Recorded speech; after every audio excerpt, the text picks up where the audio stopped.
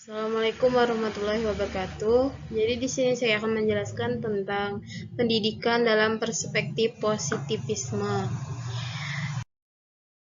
Jadi awal kemunculan positivisme itu berawal dari kontemporer. Pada masa positivisme logis itu terjadi pada saat kelompok filosof pemikir ilmiah bertemu secara reguler di Vienna pada saat Perang Dunia ke-1 dan Dunia Perang Kedua.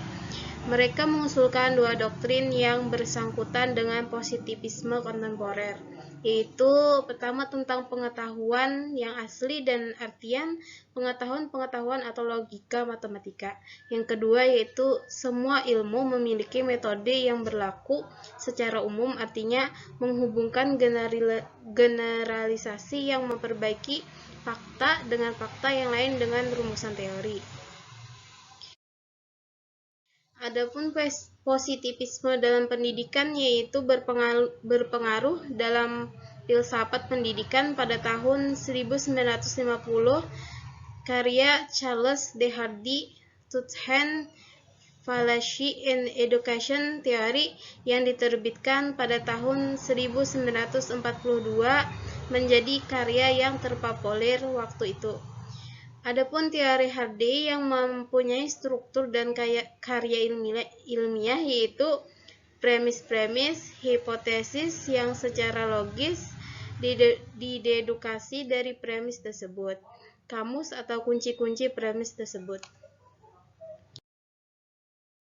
Menurut Connor, banyaknya pendidikan yang dibangun oleh Pestalozzi, Froebel, dan Montessori tidak berhasil.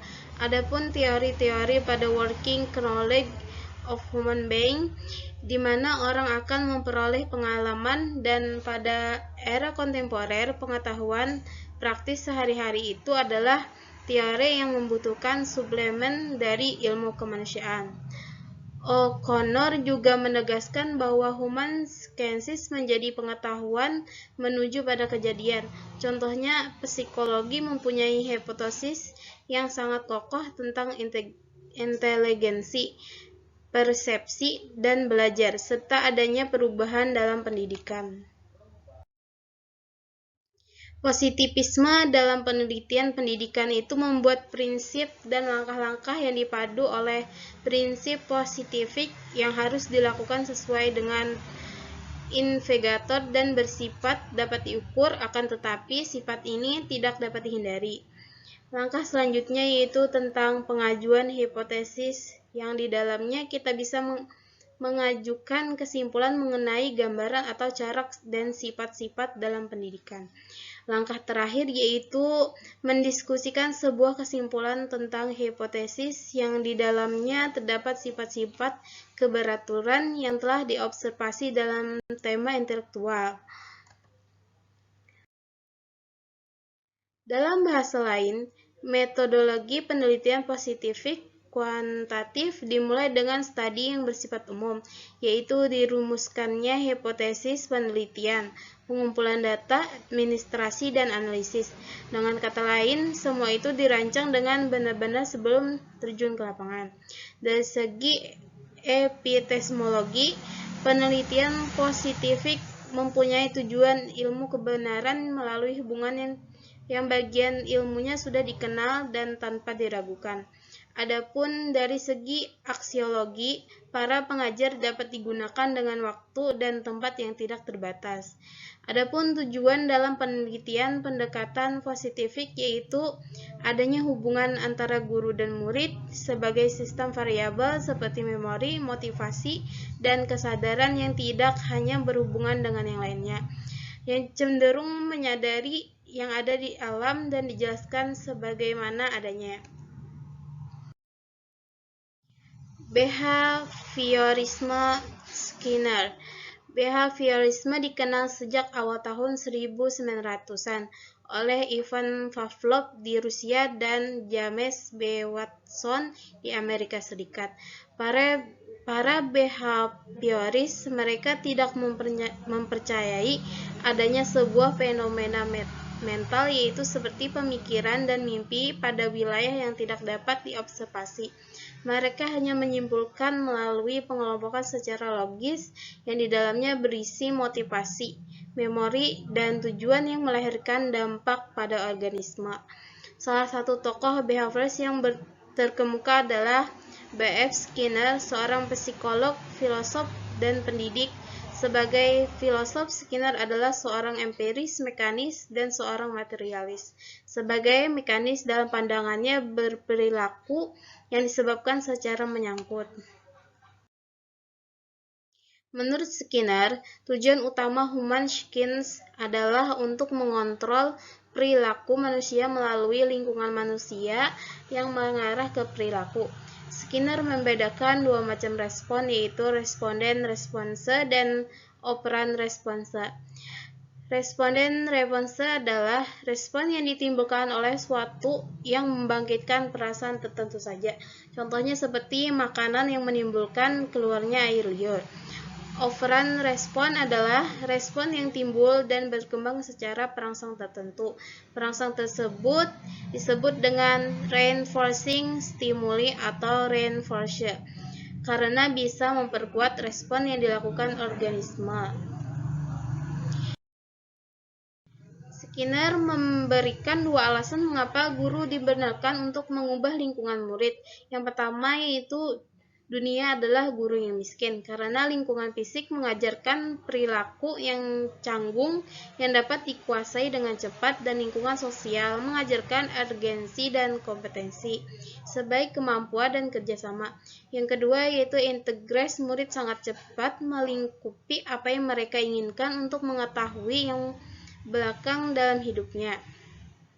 Skinner mengajukan dua metode, yaitu contingency management dan programmed induction. Adalah penggunaan secara hati-hati dan reinforcement positif atau hadiah sebagai lawan dari penolakan kontrol. Dalam pandangan Skinner, penolakan kontrol hukum fisik atau tahap rendah mempunyai konsekuensi yang tidak dapat dikendalikan, seperti empati atau kelesuan, pembolosan, dan vandalisme. Dan programmed instruction adalah penetapan prinsip operant condition bagi belajar siswa sekolah yang menunjukkan suatu disusun secara cermat. Adapun pengaruh behaviorisme terhadap tujuan pembelajaran yaitu Thorndike dan semenjak tahun 1970-an di bawah stimulus Skinner, sekelompok pendidik berusaha menurunkan karakteristik tujuan pembelajaran jangka panjang dan urutan jangka pendek yang memfokuskan pada respon yang berbentuk verbal dan tujuan untuk menulis dan mengatakan sesuatu agar guru bisa mengetahui apa yang diinginkan murid untuk dipelajari. Adapun tujuan behavioral yaitu pertama, seorang guru memiliki tujuan pembelajaran, misalkan pelajaran sains, dengan tujuan agar murid mampu berpikir secara ilmiah. Guru tersebut kemudian menyeleksi tujuan-tujuan tersebut.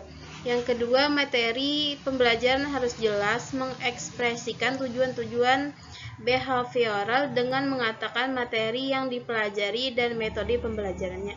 Ketiga, tujuan behavioral tentang perilaku untuk meningkatkan kualitas proses dan materi pembelajaran dengan tujuan guru bisa menjelaskan item-item tersebut agar murid bisa memahami dan dicapai. Yang keempat yaitu pembelajaran behavioral sebagai tujuan akhir atau sebagai input dan outputnya. Adapun ilmu kognitif yaitu memfokuskan pada eksekutif pada pemikiran, ide-ide yang berpangkal pada behavioral, tetapi spiritnya adalah positifik. Bagi ilmuwan kognitif, pikiran tidak ubah sebagai suatu sistem dari bagian-bagian dan proses-proses interaksi dan dipelajari terpisah dari jiwa yang memilikinya. Misalkan sistem dari seperti mesin, seperti interaksi dalam komputer yang mensimulasikan dan dibimbing oleh program yang menjalankan sistem tersebut. Manusia berpikir menurut aturan-aturan sebagaimana komputer juga bekerja menurut aturan-aturan sistematik. Lantas, bagaimana komputer digunakan untuk membentuk pikiran? Komputer itu memiliki simbol-simbol. Ia dapat menerima, menyimpan, memodifikasi, menguji, mengkonstruk, mengidentifikasi, dan memindahkan simbol-simbol. Selanjutnya yaitu fungsi pendidikan. Pendidikan sebagai pemelihara dan penerus warisan budaya. Ada sekelompok ahli dalam teori pendidikan yang menekankan perlunya fungsi pendidikan yaitu sebagai memelihara warisan budaya yang dikhususkan dalam perspektif Barat. Sekelompok ini menegaskan tentang pembentukan tradisi kebudayaan yang berhubungan dengan adat istiadat.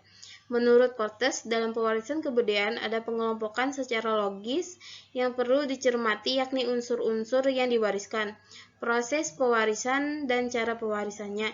Dalam unsur yang diwariskan adalah nilai budaya, tradisi-tradisi masyarakat, pandangan hidup masyarakat yang mengandung kebenaran dan kearifan mendasar. Unsur maupun proses pewarisan budaya tersebut memerlukan dua cara, yaitu peran serta bimbingan, yang dimana kita harus ikut serta dalam kegiatan sehari-hari dalam lingkungan masyarakat. Yang kedua berupa instruksi atau informasi, persuasi, panca indera, dan hukuman. Di dalam pelaksanaan bimbingan upacara keagamaan, tradisi, sekolah agama, maupun sekolah formal. Pemeliharaan fungsi pendidikan ini sangat ditekankan oleh kelompok ahli teori pendidikan yang secara filosofis diklarifikasikan sebagai humanis dan klasikis rasional, yang sebagaimana telah ada perbedaan para pendukung teori pendidikan dalam warisan budaya. Dalam pembentukan nilai-nilai budaya apa saja yang harus diidealkan, sehingga fungsi pendidikan yang didasarkan tabiatnya tentang manusia yang memiliki karakter rasional. Pandangan tentang fungsi pendidikan sebagai penerus waris budaya ini menjadi fungsi utama sekolah, yaitu tekanan pada 3 poin tekanan yang diusulkan sebagai kurikulum.